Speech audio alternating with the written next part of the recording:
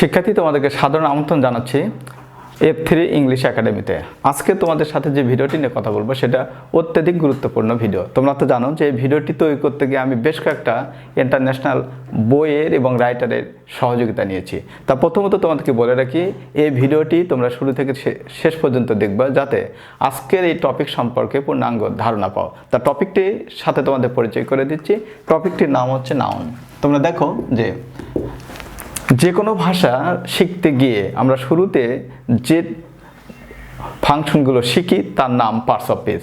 তা নর্মালি আমরা ইংরেজি ভাষা শিখবো পার্টস অফ স্পিচের শেখার মধ্য দিয়ে। তা পার্টস অফ স্পিচের শুরুতে সবচেয়ে অন্যতম নিকটতম যে পার্টস অফ স্পিচটি তার নাম নাউন। তা শিক্ষার্থী পার্টস অফ স্পিচের যে ক্লাসিফিকেশন আমরা দেখব, যে এই ক্লাসিফিকেশনের মধ্যে আমরা নাউন নামে যে অধ্যায়, সেই অধ্যায়ে আজকের আলোচনা করব। তাই এই নাউনকে আমরা সাধারণত কিভাবে ডিফাইন করব, নাউনকে কিভাবে শনাক্ত করব, তার বিস্তারিত আমরা পাবো এই ভিডিওটির মধ্যে। তা প্রথমত আমি তোমাদেরকে একটু পরিচয় দিই, আমি কোন কোন ইন্টারন্যাশনাল বই বা রাইটারের সহযোগিতা নিয়েছি। তা তোমরা লক্ষ্য রাখো, এখানে সোর্স আমি লিখে রেখেছি যে যে জায়গা থেকে আমি নিয়েছি। প্র্যাকটিক্যাল ইংলিশ বুক অথবা গ্রামার যে বইটা লিখেছে আরবি সিনা, ইন্ডিয়ান রাইটার। আমি স্যারকে সম্মান করি এবং শ্রদ্ধা করি। তার রাইটিংগুলো সাউথ এশিয়ান স্টুডেন্টের জন্য অত্যাধিক কার্যকারী এবং ইফেক্টিভ। দ্বিতীয়ত যেটা দেখতেছো তোমরা, এবিসি ইংলিশ গ্রামার, এটা লিখেছে প্রফেসর জহুরুল ইসলাম স্যার।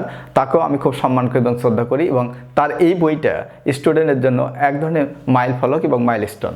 তৃতীয়ত তোমরা দেখতেছো ল্যাঙ্গুয়েজ বইটি তিনটি আমাদের দেশের সুনামধন্য রাইটারের লেখা। প্রথমত আমি বলে রাখি, প্রফেসর জহুরুল ইসলাম স্যার তিনিও এখানে আছেন, প্রফেসর আতাউর রহমান স্যার তিনিও এখানে আছেন, এবং ডক্টর বিনয় কুমার তিনিও এই বইটিতে আছেন। তা তিনজনের সমন্বয়ে এই বইটি লেখা। তা নাউন সম্পর্কে ইনফরমেশন নিতে গিয়ে আমি যে বইগুলো সহযোগিতা নিয়েছি সেগুলো হচ্ছে এই তিনটি বই, এবং এই তিনটি বইয়ে নাউন সম্পর্কে বিস্তারিত দেওয়া আছে। তার মধ্যে থেকে কিছু অংশ আজকে আমি তোমাদের সাথে তুলে ধরবো। আমি আশা করি ভিডিওটি শুরু থেকে শেষ পর্যন্ত দেখলে তোমরা অবশ্যই নাউন সম্পর্কে সম্যক ধারণা পাবে। তো প্রথমত আমি একটু দেখে যাই যে নাউনটা কি। এখানে দেখো দুটো বইয়ে বিচ্ছিন্নভাবে যে কথাগুলো লেখা আছে, তার মধ্যে একটিতে আমি এখানে দেখেছি noun is a naming word. তা নাউন একটা সাধারণত নামধারী ওয়ার্ড। সাধারণত যে পৃথিবীর যে উপাদানগুলো আছে অথবা যা আছে, ব্যক্তি হোক, বস্তু হোক বা প্রাণী হোক, যাই হোক না কেন, তাদের তো নাম আছে। তা যে ওয়ার্ডগুলো দিয়ে সাধারণত এই নামগুলোকে বোঝায় তাদেরকে আমরা বলছি নাউন। সেই সোর্সকে এখানে বলছে noun is a naming word. দ্বিতীয়ত আমরা যেটা পাচ্ছি, the noun is a naming word. এখানে শুধুমাত্র একটু আর্টিকেল বসানো হয়েছে, the noun is a naming word. তা সুনির্দিষ্টভাবে যদি আমরা বলি, যে ওয়ার্ড দিয়ে সাধারণত নামগুলোকে নির্দিষ্ট করা হয় সেই ওয়ার্ডগুলোকে আমরা বলে থাকি নাউন। তাহলে দেখো এই তিনটি বইয়ের সামারি থেকে যদি আমরা একটু টানে নিচে লেখা হয়েছে noun refers to the name.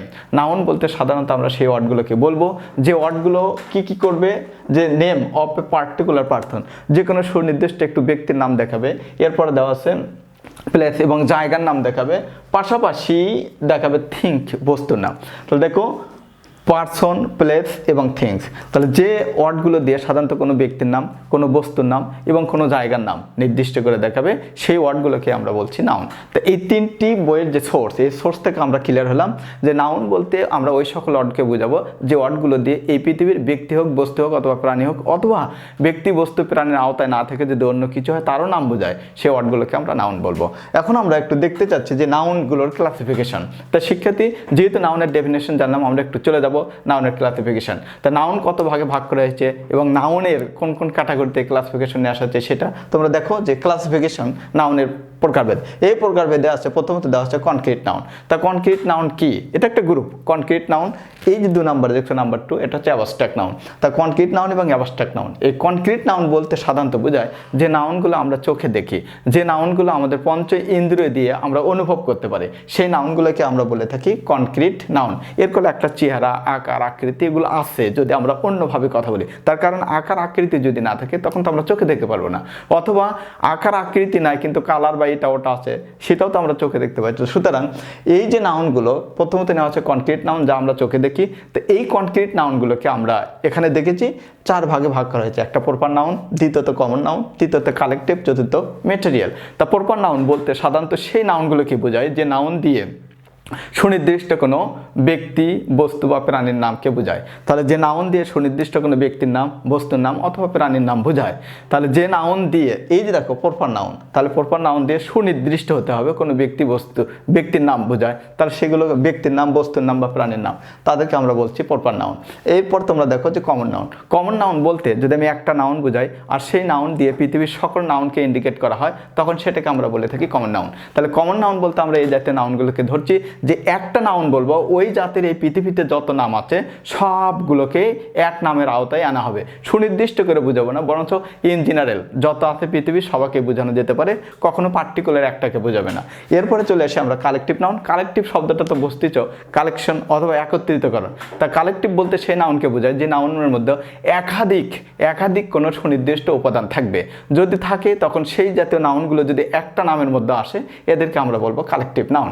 এরপরে আমরা দেখছি ম্যাটেরিয়াল নাউন। তো ম্যাটার এসেছে কোনো ধাতু পদার্থ থেকে। সাধারণত যে সকল পদার্থ আমরা চোখে দেখি যা গণনা করা যায় না, এই জাতীয় পদার্থগুলোকে বলছে আমরা ম্যাটেরিয়াল নাউন। তাহলে দেখো এখানে কনক্রিট নাউনকে 4 ভাগে ভাগ করেছে, proper noun, common noun, collective noun, material noun.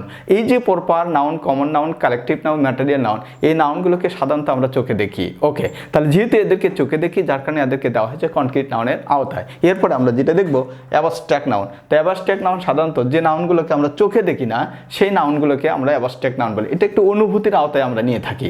তাহলে দেখো যে অ্যাবস্ট্রাক্ট নাউন বলতে যে নাউনগুলো আমরা চোখে দেখি না, যদি আমি একটু কথা বলে রাখি যে কোন নাউনকে চোখে দেখি, তাহলে দেখো কাইন্ডনেস, অনেস্টি, ফ্রিডম, এগুলো। তাহলে এই যে কাইন্ডনেস আছে, অনেস্টি আছে, বিউটি আছে, পোলাইটনেস আছে, হ্যাপিনেস আছে, পিচ আছে, এগুলো তো আমরা কখনো চোখে দেখি না, যার কারণে আমরা বলছি এই নাউনগুলোকে অ্যাবস্ট্রাক্ট নাউন। তা সুতরাং আরও একটু প্রকারভেদ আছে এখানে আদার। সাধারণত নাউনগুলোকে কাউন্টেবল বা আনকাউন্টেবল, পৃথিবীর যত নাউন আছে কিছু কিছু নাউন আছে গণনা করা যায়, কিছু কিছু নাউন আছে গণনা করা যায় না। আবার এই জাতের গণনার ক্ষেত্রে যে সুবিধা এটা সৃষ্টি করার জন্য সাধারণত নাউনগুলোকে 2 ভাগে ভাগ করা হয়েছে। একটা হচ্ছে কাউন্টেবল নাউন, যেটাকে আমরা বলে থাকি কাউন্ট নাউন, অনেক সময় সংক্ষিপ্ত নেম।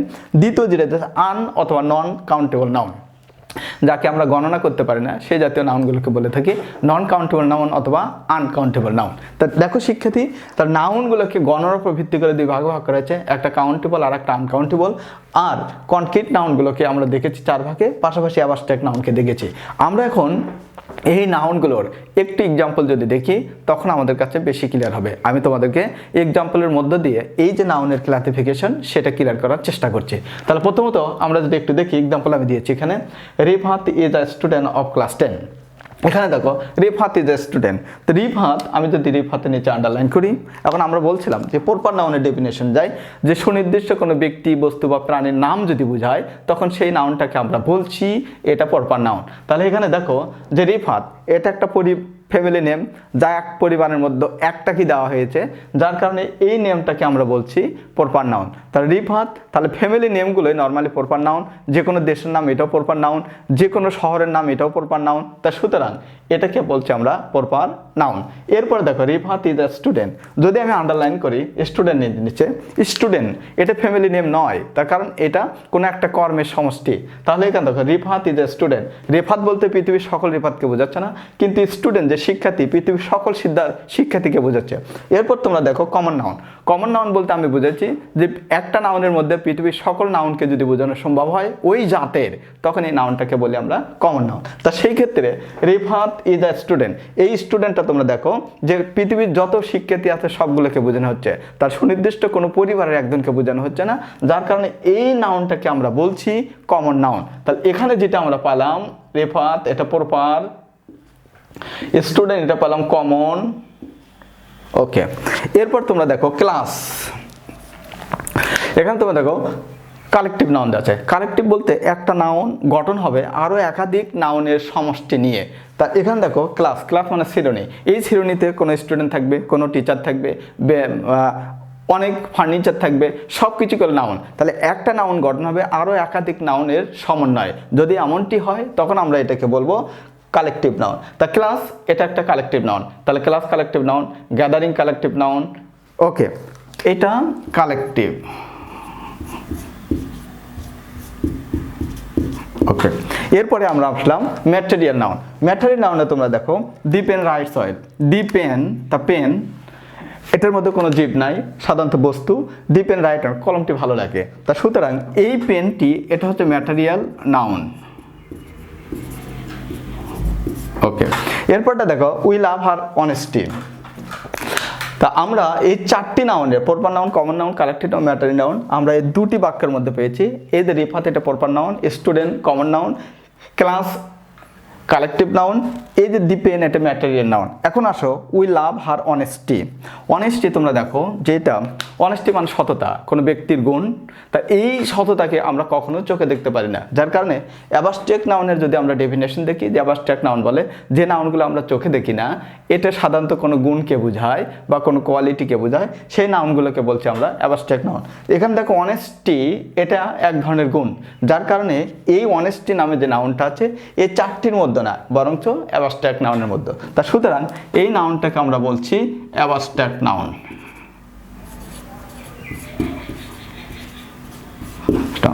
তারপর তোমরা দেখো শি হ্যাজ 10 পেন্স। এখন চলে আসলাম আদার্সের মধ্যে, কাউন্টেবল বা আনকাউন্টেবল। যখন কোনো নাউনের পূর্বে আমরা অ্যাডজেক্টিভ দেখি, যে অ্যাডজেক্টিভ দিয়ে ওই নাউনটার সংখ্যা একটা না একাধিক, অথবা ওই নাউনের পরিমাণ অল্প না বেশি, এই জাতীয় কোনো উপাদান আমরা দেখি এবং যা দিয়ে ওই নাউনের সংখ্যা বোঝায় বা পরিমাণ বোঝায়। আমরা যদি এখন এটাকে সামারি করি, কোনো নাউনের সংখ্যা এক বচন বা বহু বচনের জন্য যে ওয়ার্ডগুলো ব্যবহার করি, কোনো নাউনের পরিমাণ কম বা বেশি দেখানোর জন্য যে ওয়ার্ডগুলোকে ব্যবহার করি, তাদেরকে আমরা এক বাক্যে ডিটারমিনার বলি। তাহলে যে ওয়ার্ডের পূর্বে কোনো ডিটারমিনার থাকে, যে ডিটারমিনার দিয়ে ওই ওয়ার্ডের সংখ্যা বা পরিমাণ দেখানো হয়, তাদেরকে আমরা বলছি ডিটারমিনার। আর যে ওয়ার্ডের সংখ্যা বা পরিমাণ দেখাচ্ছি তাদেরকে আমরা বলছি নাউন। এবং সেই জাতীয় নাউনগুলোকেই কাউন্টেবল বা আনকাউন্টেবল। যদি গণনা করার মতো হয়, সংখ্যা এক বা একাধিক হয়, তখন আমরা বলবো এটাকে কাউন্টেবল নাউন। আর যদি গণনা করার মতো না হয়, তখন ওটাকে আমরা বলবো আনকাউন্টেবল নাউন। এখানে তোমরা দেখো শি হ্যাজ 10 পেন্স। পেন, পেনকে গণনা করা যাচ্ছে 10। তাহলে 10 নামে যে সংখ্যাটা, এই সংখ্যা দিয়ে এই পেনের সংখ্যাকে বোঝাচ্ছে, যার কারণে এই পেনটাকে বলছি কাউন্টেবল নাউন। তাহলে যে সকল নাউনকে গণনা করা যায় তাদেরকে আমরা বলছি কাউন্টেবল নাউন। সেই ক্ষেত্রে এই বাক্যের ক্ষেত্রে 10 পেন নাউন, এই যে পেন নামে যে নাউন আছে তার সংখ্যা কয়টি? 10টি। তার সুতরাং এই 10 দিয়ে পেনের সংখ্যা বোঝানো হচ্ছে, যার কারণে এটাকে বলছি আমরা কাউন্টেবল নাউন। এরপরে দেখো আই ড্রিঙ্ক ওয়াটার।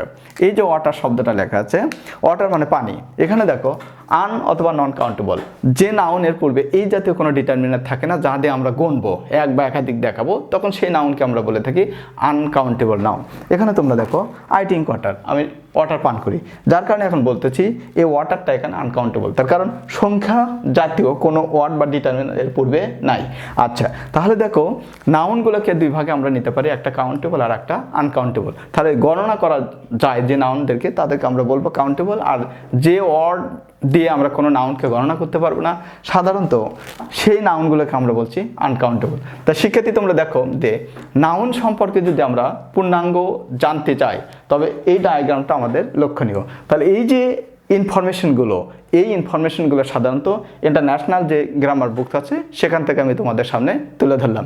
আমি আশা করি এই নাউন সম্পর্কে, এই যে ক্লাসিফিকেশন আছে এদের সম্পর্কে, এদের গঠন সম্পর্কে, এদের ফাংশন সম্পর্কে পরবর্তী ভিডিও দেখার জন্য আমন্ত্রণ জানিয়ে আমি আজকের মতো সংক্ষিপ্ত লেখার এখানে শেষ করছি।